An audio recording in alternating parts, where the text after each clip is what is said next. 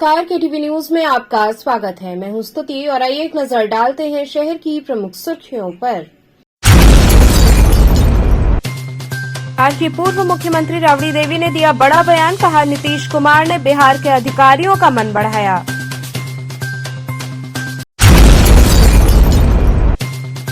पश्चिम बंगाल के संदेशखाली इलाके की जघन्य घटना पर अधिवक्ताओं ने सीएम ममता बनर्जी का फूका पुतला।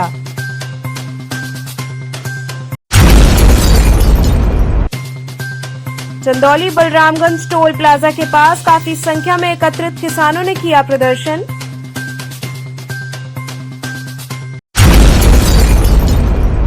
और संपूर्णानंद संस्कृत विश्वविद्यालय के शिक्षा शास्त्र विभाग की ओर से निकाली गई मतदाता जागरूकता रैली। और अब खबरें विस्तार से। बिहार विधान परिषद नेता प्रतिपक्ष राबड़ी देवी ने बड़ा बयान दिया, कहा नीतीश कुमार ने बिहार के अधिकारियों का मन बढ़ाया है। मान रहे हैं, अवहेलना कर रहे हैं, क्या कहेंगे मैडम इस पे? इसलिए मुख्यमंत्री से बात कोई नहीं मानी, वो आपका काम लोग करता है, अपना मान से काम। क्या लगता है बिहार में अफसरशाही हावी है, बहुत ज्यादा है, गुंडा राज है, गुंडा राज आ गया है। आपके समय मैडम शिक्षा मंत्री भी थे, उस समय भी बात नहीं मानी जाती थी के पाठक के द्वारा। क्या लगता है कि अब मुख्यमंत्री जी को लग रहा है कि उन्होंने गलती की बढ़ावा देकर? वही बताएंगे गलती किए थी, क्या किए, मुख्यमंत्री से पूछा तो क्या किए नहीं किए। अधिकारी मनमाना कर रहे हैं मैडम, लगता है, क्योंकि मुख्यमंत्री सदन में कल साफ कहे कि आदेश अधिकारी के मन बढ़ाया, लोग बीजेपी के लोग बढ़ाया है और मुख्यमंत्री बढ़ाया है। आपके विधायक को भाजपा के विधायक विधानसभा में अमर्यादित भाषण, तो सरकार के काम करिए, सदन के स्पीकर होते हैं, उनको कार्रवाई करनी चाहिए, चाहे विधान परिषद हो चाहे विधानसभा हो, अधिकारी कोई लोग। लगता है कि कार्रवाई होनी चाहिए, आसन सरकार तो होना चाहिए। और लोग बोलता है तो उसमें खड़ा होकर करेगा, बोलकर करेगा, दल में जेबे करेगा। लगता है कि गाइड किया, मुख्यमंत्री द्वारा गाइड किया जा रहा है स्पीकर को। मैडम एक चीज और है, गाइड किया जा रहा है। मैडम बीजेपी कह रही है कि इस बार लोकसभा सीट 400 के पार हो जाएगी, बीजेपी दावा ठोक रही है। खेल करता है ना, ईवीएम मशीन में खेल करता है, इसीलिए दावा लोग करता है पहले ही से। तो ये दावा मैडम सफल होगा? वोट नहीं देती है, बाकी खेल होता है मशीन से। पश्चिम बंगाल के संदेशखाली इलाके की जघन्य घटना पर विरोध दर्ज कराते हुए अधिवक्ताओं ने सीएम ममता बनर्जी का पुतला फूका। पश्चिम बंगाल के संदेशखाली इलाके की जघन्य घटना, महिलाओं का लगातार दुष्कर्म रिपोर्टिंग कर रहे पत्रकार की गिरफ्तारी के विरोध में आज जिला मुख्यालय पर राष्ट्रवादी अधिवक्ताओं और समाजसेवियों ने बंगाल की सीएम ममता बनर्जी का पुतला दहन किया। आक्रोशित लोग कचहरी परिसर में जुलूस के रूप में पुतला लिए नारे लगाते जिला मुख्यालय पर पहुंचे और बंगाल सरकार विरोधी गगनभेदी नारे लगाते हुए मुख्यमंत्री का पुतला दहन किया। बंगाल सरकार के रक्त पिपासु चरित्र के विरोध में लोग आक्रोश में थे और सरकार को तत्काल भंग कर राष्ट्रपति शासन की मांग के साथ ही संदेशखाली के मुख्य अपराधी शाहजहां शेख की गिरफ्तारी और कार्रवाई की मांग की गई। पुतला दहन में राजेश मिश्रा, श्री प्रकाश शुक्ला, संजीवन यादव, विनोद पांडे, विपुल कुमार पाठक सहित अनेकों लोग शामिल रहे। संदेशखाली में हुए अत्याचार जो 10 वर्षों से चल रहा था, महिलाओं के साथ बलात्कार, दुराचार, व्यभिचार, उसके विरोध में बंगाल सरकार कोई कार्रवाई नहीं कर रही है, ममता जी का कोई पहल नहीं हो रही है। इसलिए जन जागरण के लिए हम लोगों ने पुतला लेकर लोगों को जागृत किया और पुतला दहन किया गया है। चंदौली बलरामगंज टोल प्लाजा के पास काफी संख्या में एकत्रित किसानों ने जमकर प्रदर्शन किया। प्रधानमंत्री के संसदीय क्षेत्र वाराणसी के चोलापुर क्षेत्र में चंदौली लोकसभा में अन्नदाता आक्रोशित हो उठे। बलरामगंज टोल प्लाजा के पास किसान धरने पर बैठ गए और रोड नहीं तो टोल नहीं के जमकर नारे लगाए। धरना प्रदर्शन कर रहे किसानों ने एनएचएआई को चोर बताया और आरोप लगाया कि किसानों और क्षेत्रवासियों का हक छीना जा रहा है। वहीं एनएचएआई का कोई भी अधिकारी मौके पर मौजूद नहीं रहा। कुछ कर्मी मौके पर मौजूद थे जो कि धरना समाप्त कराने का प्रयास कर रहे थे, लेकिन किसानों ने सक्षम अधिकारी को मौके पर बुलाने की मांग की। वहीं एसीपी सारनाथ धनंजय मिश्रा चोलापुर थाने की फोर्स व पीएससी बल तैनात रहे।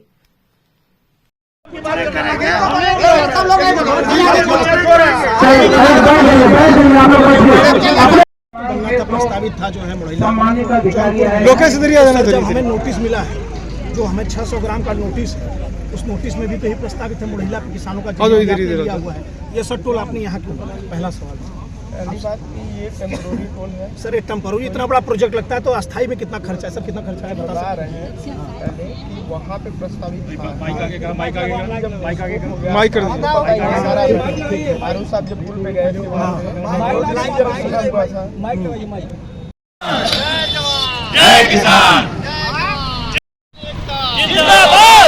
देखिए सर, हमारा मुद्दा है कि ये जो है वाराणसी जनपद जो है ना, माननीय प्रधानमंत्री जी का क्षेत्र है जो है, ठीक है सर। और अभी तक आप मीडिया के लोग डबल इंजन कर रहे हैं। आज ये जान लीजिए कि डबल इंजन के साथ साथ पूरी बोगी भी आपको मिल गई है।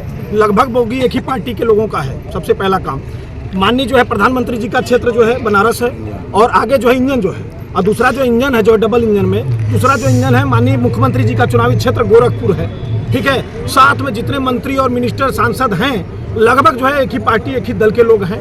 सारे लोग मिलकर कह रहे हैं हम लोग देश जोड़ रहे हैं। 2012 के प्रकरण से अभी तक 16 किलोमीटर का सड़क नहीं जोड़ पाए। और जहाँ पे इन्होंने टोल प्लाजा बनाया है, यह टोल प्लाजा जनपद जौनपुर में बनना था, प्रस्तावित था, उसको उठा के ये लोग जो है यहाँ पे ला दिए बनारस में जो है। और जहाँ पे इन्होंने टोल प्लाजा लगाया आप देखेंगे बिल्कुल सकरी टाइप का बनाया, यहाँ गाड़ियाँ आके लड़ जाती है। उसके बाद जहाँ टोल प्लाजा बनाया आगे 2 किलोमीटर बाद इन्होंने बोर्ड लगा रखा है कि सड़क जो है बाधित है, सारे लोग जो है दानगंज बाजार की तरफ जाते हैं, सड़क पतली है, वहाँ दुर्घटना होता है। और इन्होंने जहाँ टोल बनाया उसके 2 किलोमीटर बाद अगर सड़क नहीं है तो आप टोल टैक्स वसूली कैसे कर सकते हैं? आपने इतना बड़ा प्रोजेक्ट जो बनाया कि ये जो है परमानेंट नहीं है, ये परमानेंट नहीं है तो इतना खर्चा, अगर ये अस्थायी करेंगे तो कितना देश का खर्चा करेंगे? हम लोग जो है महंगाई, इसलिए तो महंगाई होती है। और जब देश के प्रधानमंत्री जी कहते हैं, माननीय नितिन गडकरी जी कहते हैं कि 60 किलोमीटर में टोल नहीं लगेगा, ये रिंग रोड से जोड़िए जरा, 60 किलोमीटर है कि नहीं है? आज इन्होंने 15-16 किलोमीटर पे टोल प्लाजा बना के तैयार कर दिया। आने वाले भविष्य में ये कल को 2 किलोमीटर का सड़क बनाएंगे और टोल प्लाजा लगा देंगे, जनता से वसूली करेंगे। निदान क्या है इस धरना खत्म? जिम्मेदार अधिकारी आए और अपना जो है इस पेपर को लें कि भैया हम ये जब तक सड़क, यही ना है कि आप सड़क नहीं अगर बनाएंगे तो टोल मत लीजिए, हम जो है अगर सड़क अच्छा बनाएंगे आपसे टोल लेंगे। बिल्कुल लो। NHAI के कुछ अधिकारियों से आपकी बात हुई है? NHAI का कोई अधिकारी नहीं आया, उन्होंने अपने असिस्टेंट और वैसे लोगों को भेजा है। कोई जिम्मेदार अधिकारी तो अपने ऑफिस में बैठे हैं। इन जिम्मेदार अधिकारी होते हैं, क्षेत्राधिकारी हो गए, प्रोजेक्ट डायरेक्टर हो गए, PD हो गए, जिन लोगों ने तैयार कराया है वो लोग आए।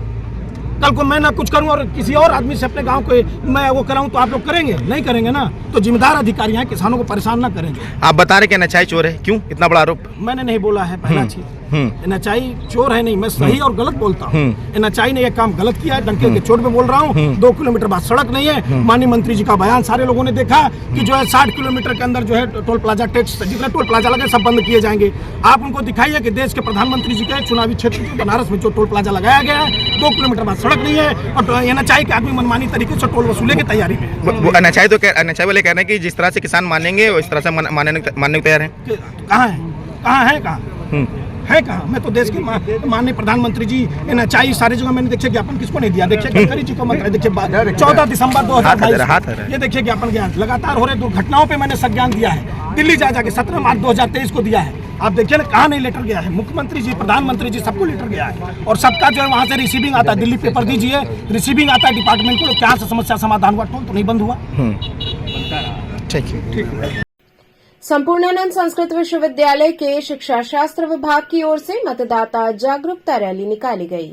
संपूर्णानंद संस्कृत विश्वविद्यालय के शिक्षा शास्त्र विभाग के तत्वावधान में मतदाता जागरूकता रैली का आयोजन स्काउट गाइड कार्यक्रम के अंतर्गत किया गया। मतदाता जागरूकता रैली को कुलपति प्रोफेसर बिहारी लाल शर्मा के द्वारा हरी झंडी दिखाकर शिक्षा शास्त्र विभाग से रवाना किया गया, जिसमें छात्र छात्राओं ने मतदान ज्यादा से ज्यादा करने के उद्देश्य से नारे लगाते हाथों में स्लोगन लिखे तख्तियां लेकर चल रहे थे। रैली विभिन्न मार्गों से गुजरी और लोगों को मतदान के महत्व को बताते हुए जागरूक किया गया।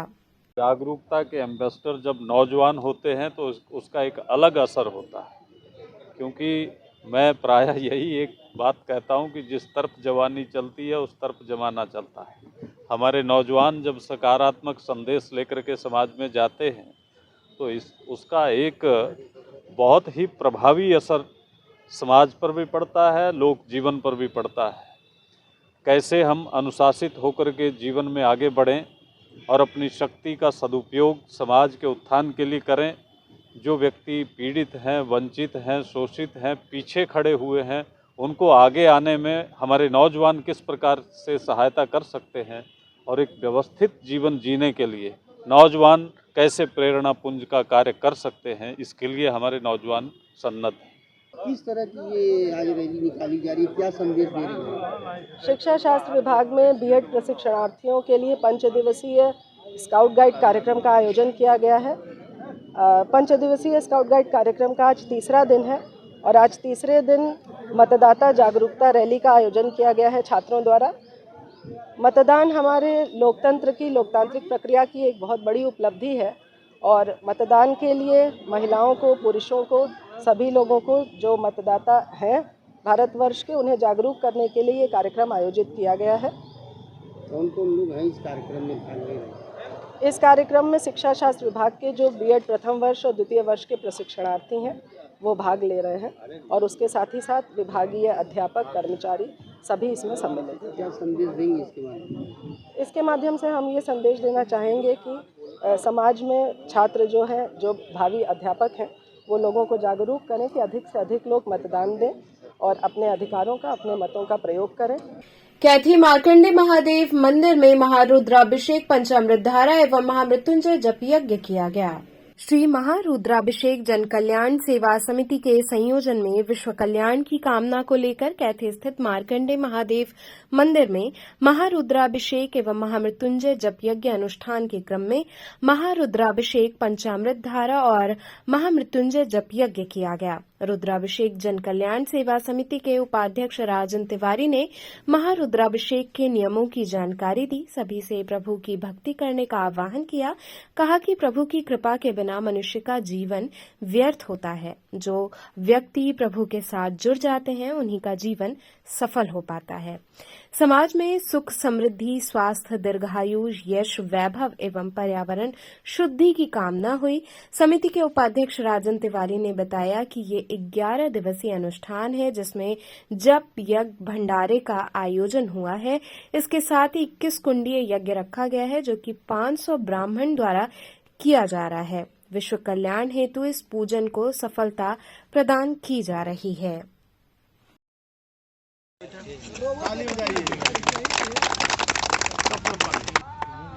बजाइए ताली। भद्रकाली कपालिनी दुर्गा क्षमा शिवा धात्री। आप भी आइए, ये कोई बात नहीं, आप आइए। और कैसे आएंगे? नहीं मांगले शिवे सर्वार्थ साधिके।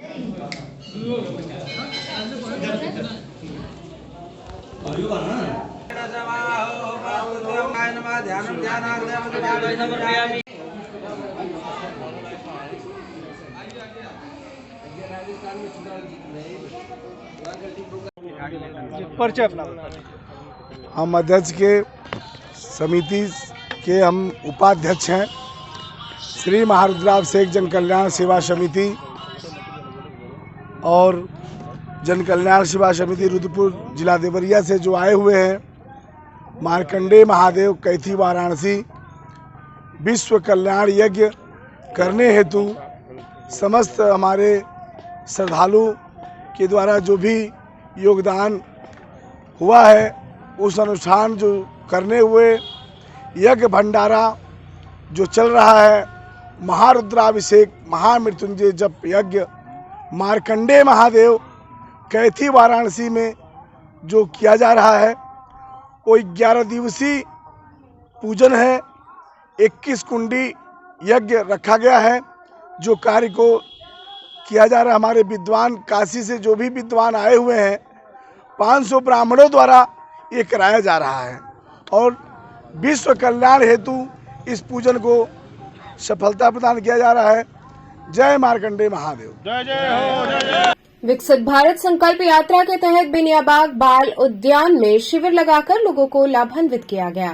विकसित भारत संकल्प यात्रा के तहत सरकार की दर्जनों योजनाओं का लाभ देने के उद्देश्य से नागरिकों के लिए बिनियाबाग स्थित बाल उद्यान में शिविर लगाया गया। शिविर में राशन कार्ड, आधार कार्ड, उज्ज्वला योजना, आवास योजना सहित कई योजनाओं का लोगों ने फॉर्म भरा, जिसका लाभ उन्हें मिलेगा।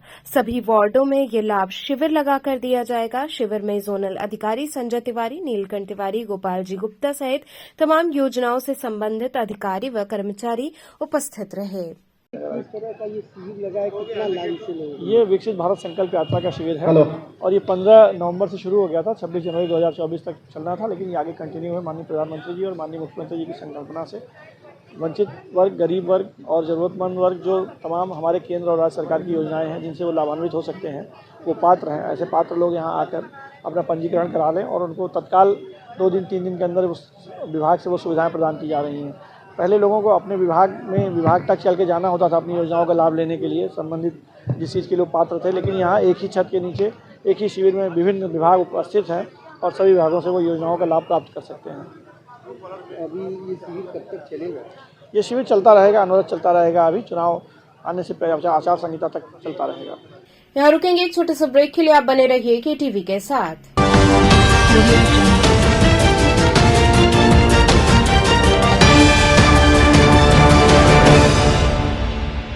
शिवानंद पब्लिक स्कूल छात्र छात्राओं हेतु वातानुकूलित छात्रावास की सुविधा, हर युक्त खेल का मैदान, इंडोर गेम, आउटडोर गेम की सुविधा, जिम, योगा, ध्यान की विशेष कक्षा, एनसीसी, एबीसी सर्टिफिकेट तथा करियर काउंसलिंग की सुविधा, विज्ञान, कला तथा कॉमर्स के साथ वैकल्पिक विषयों की एक लंबी श्रृंखला, कम फीस में उत्कृष्टतम अध्ययन की व्यवस्था, शहर के सभी क्षेत्रों में बस की सुविधा, विज्ञान, कंप्यूटर तथा सभी आधुनिकतम प्रयोगशाला उपलब्ध, audio video classes. Swami Harsivanand public school and hostel, शिक्षण समूह, शाखाएं Garhwa Ghat, Ramna, Varanasi. Phone number 9554995413, Jagatganj Varanasi. Phone number 7408457111, Vanpurwa, Ramna, Varanasi. Phone number 9554955412, railway station road, Churk, Sonbhadra. Phone number 7081109710, Marsara, Ghorawal, Sonbhadra. Phone number 954963199495 एवं स्वामी हरसिवानंद महाविद्यालय, चुर्क, सोनभद्र। Phone number 7081109711।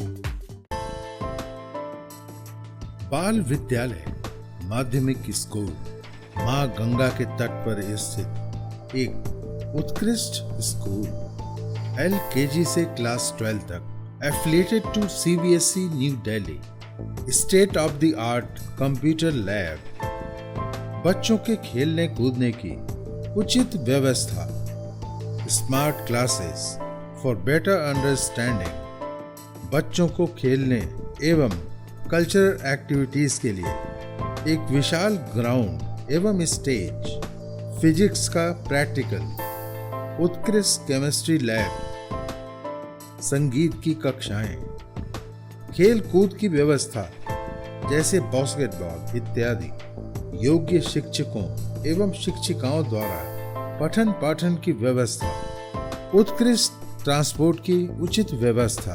आज ही प्रवेश हेतु संपर्क करें। बाल विद्यालय माध्यमिक स्कूल, प्रहलाद घाट, वाराणसी।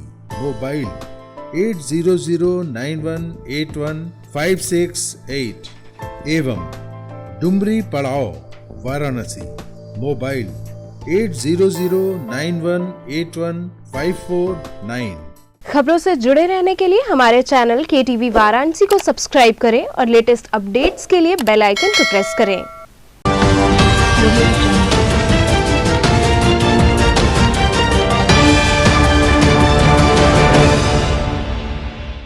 ब्रेक के बाद आपका स्वागत है। करखियां अमूल डेयरी प्लांट के प्रधानमंत्री द्वारा किए जाने वाले उद्घाटन को लेकर पत्रकार वार्ता कर जानकारी दी गई।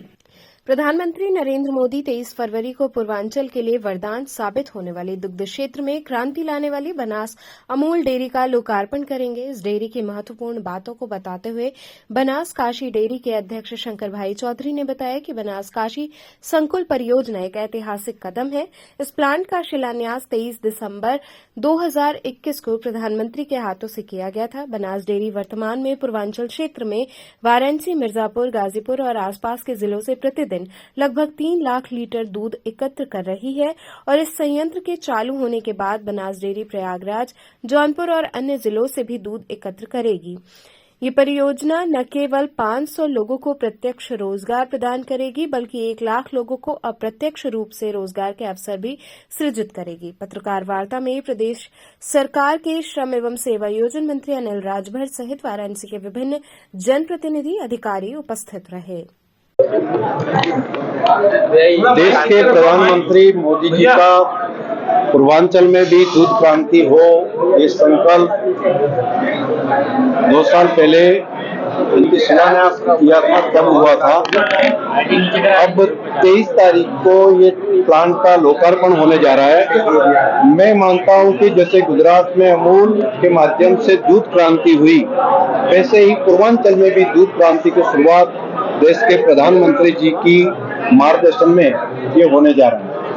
सर, बात की जाए यहाँ पर किसानों को दूध नहीं बल्कि गोबर, गौमूत्र सब यहाँ पर खरीदेंगे और बायो सीएनजी की भी आने वाले दिनों में यहाँ पर शुरुआत। ये कोऑपरेटिव है। कोऑपरेटिव में कृषि आधारित और ग्रामीण आधारित जो दूध है या एग्रीकल्चर कोऑप है, इन सभी में काम कोऑपरेटिव के माध्यम से करेंगे। आने वाले दिनों में धीरे धीरे और भी एग्रीकल्चर कोऑप को भी इन्वॉल्व इनमें करेंगे। लक्ष्य देश के प्रधानमंत्री जी का एक ही है कि हमारे गांव का किसान सशक्त बने, महिलाएं सशक्त बने, युवा सशक्त बने। इनके लिए कोऑपरेटिव के जरिए हम प्रयास कर रहे हैं। पूरा पूर्वांचल है, पूरा पूर्वांचल का इनका लाभ है। प्रधानमंत्री के काशी आगमन को लेकर मंडलायुक्त ने विस्तारपूर्वक जानकारी दी। प्रधानमंत्री नरेंद्र मोदी के वाराणसी के प्रस्तावित आगमन पर प्रशासनिक तैयारियां पूर्ण की गई हैं। वाराणसी के मंडलायुक्त कौशल राज शर्मा ने आगमन की तैयारी के बारे में जानकारी देते हुए बताया कि प्रधानमंत्री का प्रमुख रूप से 23 फरवरी को ही 3 स्थान पर सार्वजनिक कार्यक्रम होगा, जिसमें सबसे पहले वो काशी हिंदू विश्वविद्यालय के स्वतंत्रता भवन में काशी सांसद सांस्कृतिक प्रतियोगिता, काशी सांसद फोटोग्राफी प्रतियोगिता, काशी सांसद ज्ञान प्रतियोगिता के विजेता प्रतिभागियों को प्रमाण पत्र वितरित करेंगे। इसके अलावा काशी विश्वनाथ मंदिर द्वारा किए जा रहे सामाजिक कार्यों के तहत वाराणसी के संस्कृत छात्रों को कॉपी किताब व स्टेशनरी सौंपेंगे। इसके पश्चात वो सीर गोवर्धनपुर स्थित रविदास मंदिर में संत रविदास जयंती के अवसर पर उपस्थित लोगों के साथ लंगर ग्रहण करने के साथ साथ मंदिर में मत्था टेकेंगे और मंदिर द्वारा निर्मित की गई कांस्य की प्रतिमा का अनावरण भी करेंगे। इसके बाद वो वाराणसी के इंडस्ट्रियल एरिया करखियाओं में नवनिर्मित बनास अमूल डेयरी का लोकार्पण करेंगे। ये अमूल डेयरी प्रतिदिन 10 लाख लीटर की दुग्ध क्षमता वाला प्लांट होगा, जो कि पूर्वांचल के किसानों के लिए वरदान साबित होगा। इसके अलावा इस प्लांट से अधिक लोगों को रोजगार से भी जोड़ा जा सकेगा। यहीं पर प्रधानमंत्री एक सभा को भी संबोधित करेंगे, जिसमें काफी संख्या में किसान गौपालक मौजूद रहेंगे। इसके पश्चात उनके कार्यक्रम की समाप्ति होगी, जबकि इसके पूर्व 22 फरवरी को रात्रि में वो वाराणसी पधारकर बीएलडब्ल्यू गेस्ट हाउस में विश्राम करेंगे। इस दौरान अनौपचारिक रूप से अपने पार्टी के सदस्यों से मुलाकात कर सकते हैं। प्रधानमंत्री जी का कार्यक्रम जो वाराणसी में होने जा रहा है, उसमें 23 तारीख को लगभग सारे कार्यक्रम संपन्न होंगे और 3 अलग अलग जगहों पे उनका कार्यक्रम है। पहला कार्यक्रम जो स्वतंत्रता सभागार बीएचयू में है, उसमें माननीय प्रधानमंत्री जी के नाम से जो प्रतियोगिताएं वाराणसी में हुई थी, उनके प्राइज डिस्ट्रीब्यूशन है। उसमें काशी सांसद ज्ञान प्रतियोगिता, काशी सांसद फोटोग्राफी प्रतियोगिता और काशी सांसद संस्कृत प्रतियोगिता, उनमें जो भी पार्टिसिपेशन हुआ था, जो विनर्स थे, वे सब हाल में रहेंगे। उन्हीं का ही वहाँ पे जो प्राइज डिस्ट्रीब्यूशन फंक्शन वो आयोजित किया जाएगा। इसी के साथ काशी विश्वनाथ ट्रस्ट के द्वारा भी कई सामाजिक कार्य किए जा रहे हैं। उनमें कुछ छात्रवृत्ति का डिस्ट्रीब्यूशन, बुक्स का, म्यूजिकल इंस्ट्रूमेंट्स का और यूनिफॉर्म्स का वो संस्कृत के विद्यार्थियों को किया जाएगा। इसके उपरांत जो रविदास जी का कार्यक्रम है, वहाँ पे रविदास जी की जन्मस्थली पे वे मंदिर में अपना श्रद्धा सुमन अर्पित करेंगे। उसके उपरांत मूर्ति और विभिन्न विकास कार्यों का लोकार्पण शिलान्यास जो उसी मंदिर के आसपास होना है, वो 100 करोड़ के कार्यों का लोकार्पण शिलान्यास करेंगे। उसके बाद वहाँ पे जो श्रद्धालुओं की जनसभा है, उसको संबोधित करेंगे। तीसरा जो कार्यक्रम है वो हमारा करखियाओं में एग्रो इंडस्ट्रियल पार्क पे है, जहाँ पे लगभग 14,000 करोड़ की परियोजनाओं के लोकार्पण शिलान्यास किए जाएंगे। वाराणसी के ही लगभग ये सारे प्रोजेक्ट हैं और यहाँ की जनता को उसका सीधा सीधा लाभ मिलेगा। वाराणसी से जुड़े हुए जो शहर हैं, उनके जो नेशनल हाईवेज़ हैं, बेसिकली उनकी लोकार्पण है। 4 बड़े हाईवेज़ हैं। एक का शिलान्यास भी है जो वाराणसी से कलकत्ता का सीधा एक्सप्रेसवे बनेगा, उसके फर्स्ट फेज़ का वहाँ पे शिलान्यास भी होगा। इसी के साथ जो बड़े आगे कार्य होने हैं, जैसे एक national institute of fashion technology की स्थापना होनी है, एक मेडिकल कॉलेज की स्थापना होनी है, एक भेल का बहुत बड़ा प्लांट लगना है। इन सभी इन्वेस्टमेंट के जो है वो आधारशिला रखेंगे। साथ ही जो प्रोजेक्ट पूरे हो गए हैं, जिसमें सिगरा स्टेडियम का फेज़ 1 है, वो मुख्य रूप से है, और इसी प्रकार के अन्य कार्य हैं, वो सब लगभग कार्य जितने हमारे होते हैं उनका सारा लोकार्पण भी किया जाएगा। तो ये इलेक्शन से पहले का उनका लगभग अंतिम दौरा है।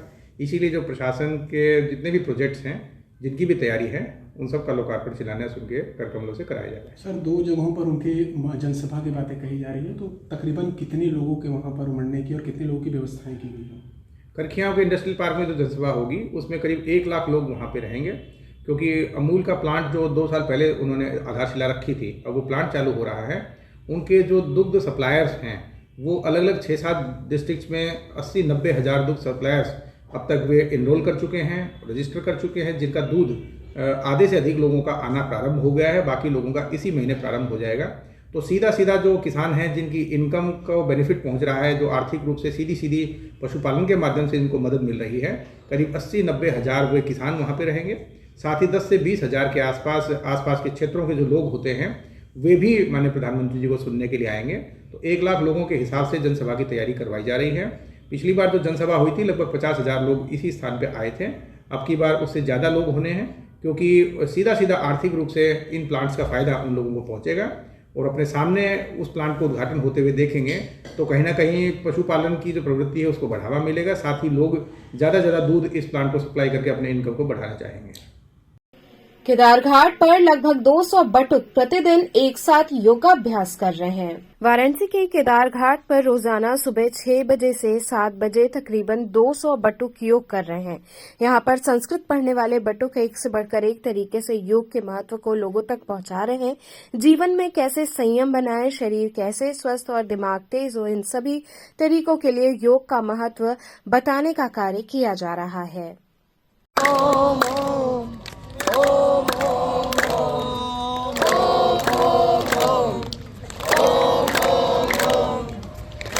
बहुत लंबे समय से हम लोग बच्चों के IQ लेवल पे काम कर रहे हैं। हमारा सपना है भारत की धरती पे एक पूर्ण स्वस्थ व्यक्ति को आकार दें। उसके लिए हम यहाँ काशी के घाट पे आए हैं, और ये जो पवित्र नगरी है, यहाँ से ज्ञान की धारा, अविरल धारा बहती रही है। तो हम बच्चों को ये सिखाते हैं कि शरीर, प्राण और विचार के मध्य संतुलन बनाकर आप अपने भीतर की शक्ति को जगाओ। जैसे अकेला सूर्य सारे ब्रह्मांड की मशाल थामे खड़ा है, भारत एक अकेला ऐसा देश है जो सारे संसार की लीडरशिप कर सकता है। ये जो पंच महाभूत हैं, जल, पृथ्वी, आकाश, वायु, अग्नि, इसमें वायु लीडरशिप करती है, जो दिखाई नहीं देती है लेकिन सबको साथ लेकर चलती है। तो इन बच्चों को हम पहले गर्भासन सिखाते हैं कि हमारे ऋषियों ने भारत की इस ज़मीन के टुकड़े को माँ क्यों कहा। माँ, mother, oral, teacher, honest, enjoyer, reconstruction, एक ऐसी धर्मयोद्धा जो अपने खून से सींचकर हमें प्रकट कर देती है। तो ऋषियों की इस पवित्र धारा को, अविरल धारा को बहाने के लिए हम यहाँ इस शहर को 3 नाम से जाना था, काशी, वाराणसी, बनारस। तो यहाँ हम बच्चों के बीच काम कर रहे हैं। हमारे बटुक बच्चे जो आप देख रहे हैं, इनके भीतर की चेतना को जगाने का हम काम कर रहे हैं। इनको सबसे पहले हम एंगल का महत्व समझा रहे हैं कि एंगल के कारण धरती कैसे जल की एक एक बूंद को कितनी शक्ति का खजाना बना देती, अपने भीतर आलिंगन करके। वही जल जब मिट्टी से संघात करता है, रेत के कण बनते हैं, फिर वो पत्थर बनते हैं, फिर चट्टानें बनती, फिर पहाड़ बनते हैं, उनके भीतर से हीरे, मोती, मणियाँ प्रकट होने लगते हैं। ये सब बच्चे हमारे हीरे हैं। इस हर बच्चे के अंदर एक सुप्त विवेकानंद है, उसको हम जगाने की कोशिश कर रहे हैं। तो ये रोजाना ये बटुक बच्चे यहाँ पर योगासन करते हैं? हाँ, नित्य प्रति सुबह 6 से 7 हमारा सेशन चलता है। इनके IQ लेवल का आप देखेंगे, आज आप पहले दिन आए हैं, आप थोड़े दिनों में आप पाएंगे कि इनके जीवन में क्या चमत्कारिक परिवर्तन होता है। ये जब शांतिचित हो जाएंगे तो इनके भीतर की चेतना से इनकी मुलाकात होगी, और मानव शरीर जो है अकूत शक्तियों का भंडार है। हम भारत के लोग अपने ब्रेन का 1% भी उपयोग नहीं करते, इसलिए हमने सारी नदियों को गंदे नालों में बदल दिया। इसका परिणाम क्या है? भारत में पंसारी की दुकान से ज़्यादा दवाई की दुकान है। क्या प्रकृति ने हमें बीमार करने के लिए भेजा है? बिल्कुल नहीं। प्रकृति ने अपनी बगिया को गुलजार करने के लिए भेजा है। ये हमारे ऋषि कहते थे। वो जल के प्रति देखो वरुण देवता मानते हैं, हम इसकी पूजा करते हैं। इसके कण कण में औषधि शक्ति का खजाना है। अगर हम सही तरीके से चलेंगे तो हम सारी दुनिया का नेतृत्व कर सकते हैं और एक पूरा मानव धरती पे आ सकता है। तो गुरुजी, जो ये बटुक बच्चे हैं, धर्म और शास्त्र के साथ साथ अब स्वास्थ्य के भी अब लोगों को एक संदेश देने का काम कर रहे हैं। विज्ञान पदार्थ की समझ पैदा करता है, अध्यात्म अनुभूति कराता है। ये दोनों मिलेंगे तो इस धरती पे एक पूरा मानव आएगा। जो प्रकृति की बगिया को गुलजार करेगा। धर्म का मतलब यही है, जैसे नमक खा रहा है, शक्कर मीठी है, नीम कड़वा है, ऐसे हमारी सामाजिक व्यवस्था में धर्म क्या है? सैनिक राष्ट्र की सुरक्षा करेगा, व्यवसायी उद्योग की उन्नति करेगा, शिक्षक समाज का निर्माण करेगा, साधु समाज की सोई चेतना को जागृत करेगा। यही तो धर्म है। अमू जी, यहाँ पर घाट पर किस तरीके से आप लोग योग कर रहे हैं और कौन योग कराता है और क्या क्या सीखा अभी तक आप लोगों ने? हमारे गुरुजी आते हैं, 6 से 7 योग होता है। हम लोग योग से बहुत फ़ायदा हुआ है। हम लोग योग से स्वस्थ भी हैं और पढ़ने लिखने में भी अच्छा मन लगता है और बहुत सारा अच्छा इससे फ़ायदा होता है। आपको बहुत फ़ायदा होगा। तो योगासन में क्या क्या योग में करते हैं आप लोग? गर्भासन करते हैं, सूर्य नमस्कार करते हैं, वृक्षासन करते हैं, चक्रासन करते हैं।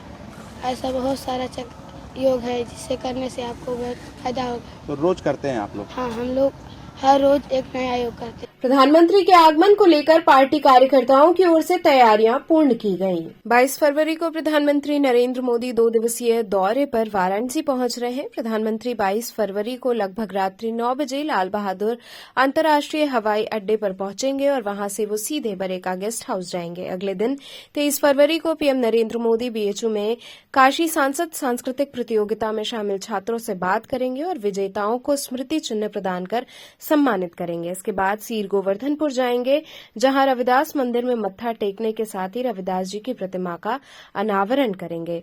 वहीं पर जनसभा को संबोधित करेंगे। इसके बाद प्रधानमंत्री नरेंद्र मोदी करखियां स्थित बने अमूल डेयरी के बनास प्लांट का लोकार्पण करेंगे और जनसभा को संबोधित करेंगे। इसके बाद प्रधानमंत्री दिल्ली के लिए रवाना हो जाएंगे। पीएम का आगमन है, क्या कार्यक्रम है पूरा? देश के यशस्वी प्रधानमंत्री और काशी के लोकप्रिय सांसद का आगमन 22 फरवरी को रात्रि में लगभग 9 बजे के आसपास होना है और 23 फरवरी को माननीय प्रधानमंत्री जी का 3 प्रमुख कार्यक्रम है, जिसमें पहला कार्यक्रम स्वतंत्रता भवन बीएचयू, वहाँ पर माननीय प्रधानमंत्री जी सांसद ज्ञान प्रतियोगिता, सांसद फोटोग्राफी प्रतियोगिता, सांसद संस्कृत प्रतियोगिता के प्रतिभागियों से संवाद करेंगे और उनको पुरस्कृत भी करेंगे। संस्कृत विश्वविद्यालय के 22 विभागों के छात्रों को, लगभग 66 छात्रों को स्कॉलरशिप भी देंगे। 5 लोगों को माननीय प्रधानमंत्री जी अपने हाथों से वहाँ पर पुरस्कृत करेंगे और एक छोटी सी संवाद करेंगे। वहाँ के बाद माननीय प्रधानमंत्री जी सीधे बाई रूट सीर गोवर्धन मंदिर जाएंगे, संत रविदास जी के मंदिर पर। वहाँ जाने के बाद माननीय प्रधानमंत्री जी का जो कार्यक्रम है वह है पूजन अर्चन का और एक विशाल प्रतिमा का लोकार्पण का, लंगर छकने का, साथ ही साथ वहाँ पर एक बड़ी जनसभा, वो भी लगभग जिसकी संख्या 25 से 30 हज़ार के अनुमान है, 30 हज़ार की, वहाँ पर एक जनसभा को संबोधित करेंगे। वहाँ के बाद सीधे माननीय प्रधानमंत्री जी करखियां पहुँचेंगे, जहाँ अमूल डेयरी प्लांट है, बनास डेयरी प्लांट है। वहाँ पर माननीय प्रधानमंत्री जी अवलोकन करेंगे अमूल प्लांट। लगभग 14,000 करोड़ रुपए की परियोजनाओं का या तो शिलान्यास है या तो लोकार्पण करेंगे और एक विशाल जनसभा को संबोधित करेंगे, जिसमें हम सभी भाजपा के लोगों को यह अनुमान है, जैसा कि उत्साह देखने में आ रहा है, दूसरे भी जिलों से लोगों के मोबाइल के द्वारा सूचनाएं आ रही हैं कि हम लोग भारी संख्या में माननीय प्रधानमंत्री जी का स्वागत करने के लिए चलेंगे, क्योंकि लोगों का ये कहना है कि अयोध्या में प्रभु राम जी की प्राण प्रतिष्ठा के बाद अपने संसदीय क्षेत्र में माननीय प्रधानमंत्री जी आ रहे हैं और किसानों से जुड़े हुए एक परियोजना का लोकार्पण कर रहे हैं, जिसका सीधा लाभ दुग्ध उत्पादक किसानों को हो रहा है। ऐसे में भारी संख्या में लगभग 1 लाख लोगों से अधिक की जनसभा होने वाली और 1 लाख से ज़्यादा लोग माननीय प्रधानमंत्री जी का अभिवादन और स्वागत करेंगे। तो इसमें क्या पीएम का कोई रोड शो वगैरह भी है, स्टेशन जाने के लिए, घूमने के लिए? अभी माननीय प्रधानमंत्री जी के रोड शो का हम लोग कोई सूचना नहीं है।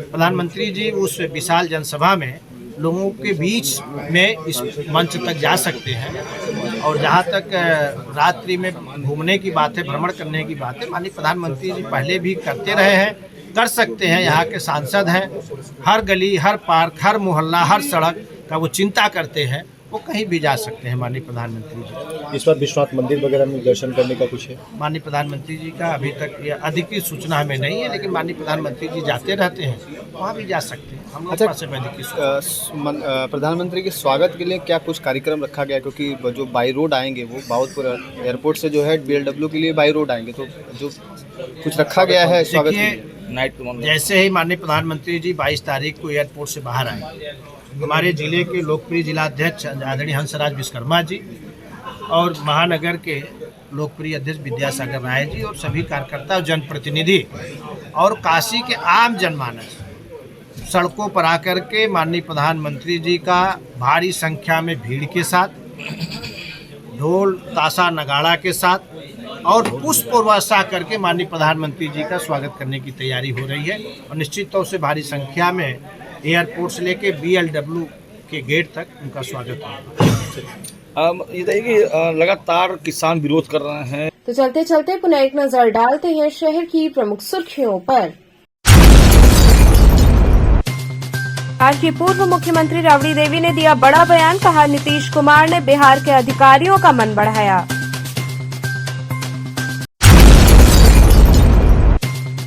पश्चिम बंगाल के संदेशखाली इलाके की जघन्य घटना पर अधिवक्ताओं ने सीएम ममता बनर्जी का फूका पुतला।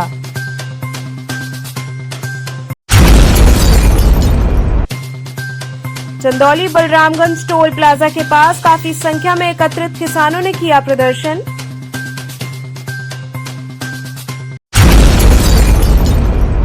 और संपूर्णानंद संस्कृत विश्वविद्यालय के शिक्षा शास्त्र विभाग की ओर से निकाली गई मतदाता जागरूकता रैली।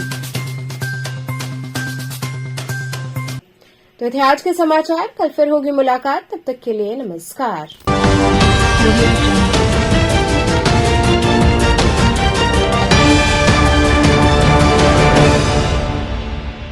खबरों से जुड़े रहने के लिए हमारे चैनल KTV वाराणसी को सब्सक्राइब करें और लेटेस्ट अपडेट्स के लिए बेल आइकन को प्रेस करें।